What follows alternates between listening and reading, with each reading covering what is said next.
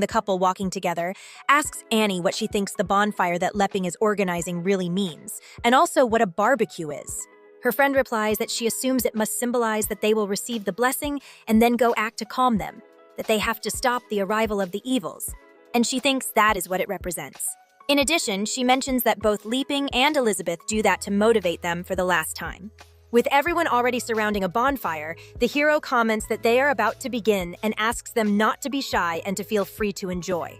Everyone affirms that they will do so. And Lepping lastly comments that they do not need to be so serious. Luna, upon seeing the roasted meat, asks her companions if they perceive it, explaining that the roasted meat emits a strange energy and questions if it is from a demonic beast. King replies that she has heard her teacher Gigi say that the hero and the demon queen reside in the unpopulated area of the Great Plain of Demonic Beasts, so she assumes that it should come from there. The blonde asks if they really live in that area, since she knows it is a place where high-level demonic monsters dwell. She also questions if that was not where Gray learned the ninja technique. Anna, without thinking too much, comments that the smell is very tempting and suggests they better taste a little first. Thus, they take a bite, and upon doing so, they begin to release vital fluid from the nose and mouth. Immediately after, their bodies begin to transform. Leaping, on the other hand, explains to the queen that in the world where he lived before, gathering everyone to make a barbecue was a common social activity, and his companion asks if he is sure that dynamic is suitable for everyone, since she considers that the fewer people, the better. Just at that moment, Ching shouts the names of her friends because he was worried about their sudden transformations. He reflects that it was a regression, and that eating magical beast meat of a level higher than one's own not only cannot be absorbed by the body's cells, but they will also be suppressed and then assimilated by the magical creature.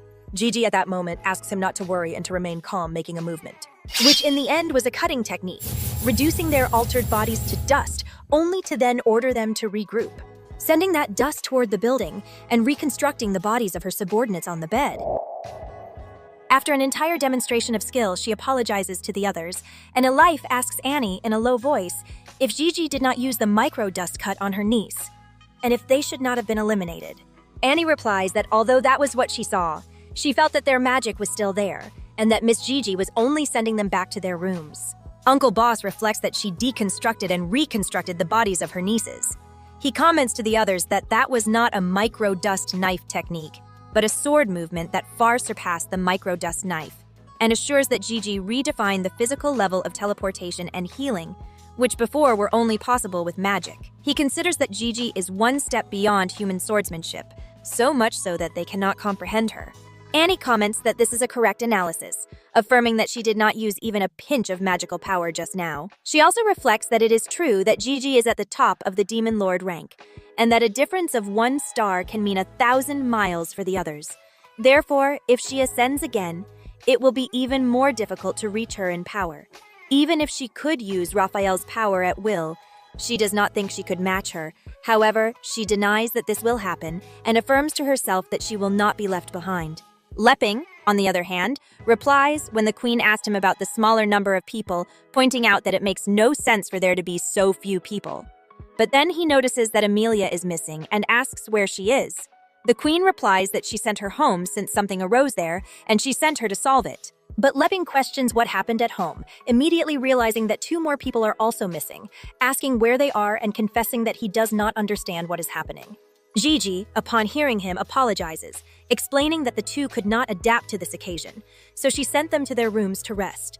The hero affirms that it does not bother him, and that he thought they would all play a game together.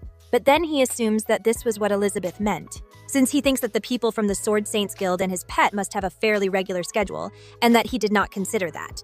Upon hearing that, the queen asks what game he is referring to, and the hero replies that in a bonfire, this type of ambiance is perfect to play truth or dare. That alarms all his subordinates, since they assume that it is the final selection, while Uncle Boss and Elif think that the attempt to take advantage of the Joker's power was discovered. Then the hero explains that the game is very simple, as its name indicates, and comments that if you lose and do not want to tell the truth, then you must choose a great challenge. Also, regarding the rules, he asks if they have any good suggestion, and if they can use Uncle Boss's cards or the dice he brought. Pisceus, upon hearing him, affirms that this is great, asking if he can choose to be on the same team as the Demon Queen.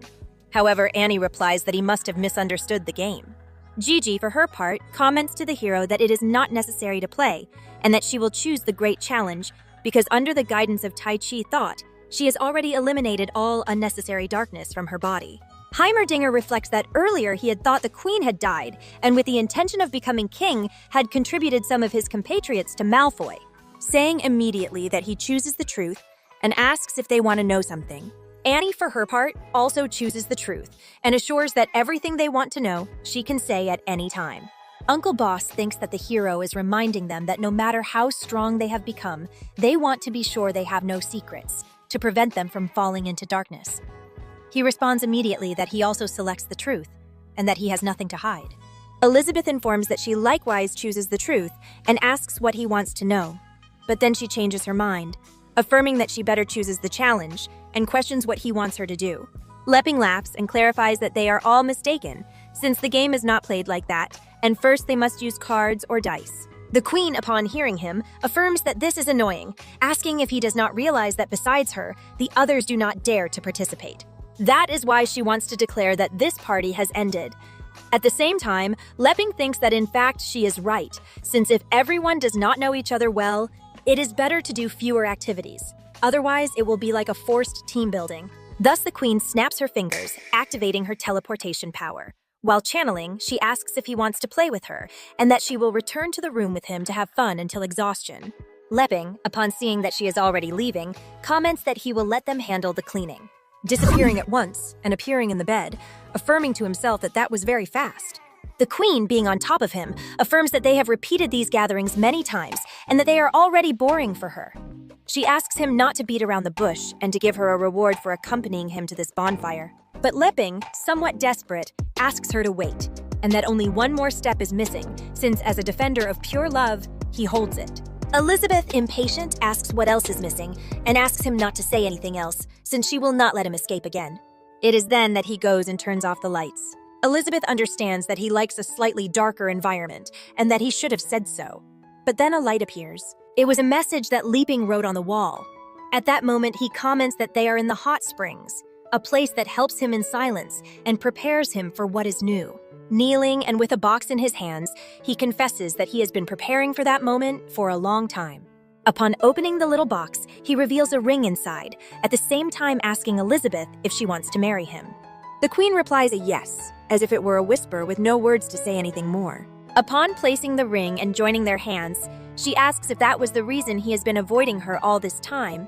Lepping replies that yes, but that now he hopes to accompany her as her husband to do all the things that were left pending. On the other hand, Gigi comments that she understands well what it means to clean correctly, declaring that he has left everything clear.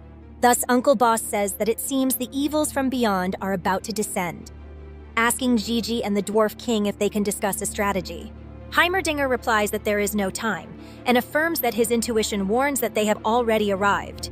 At that instant, demons begin to emerge from a black hole in the sky, some commenting that they have already prepared snacks for them, and that they look delicious.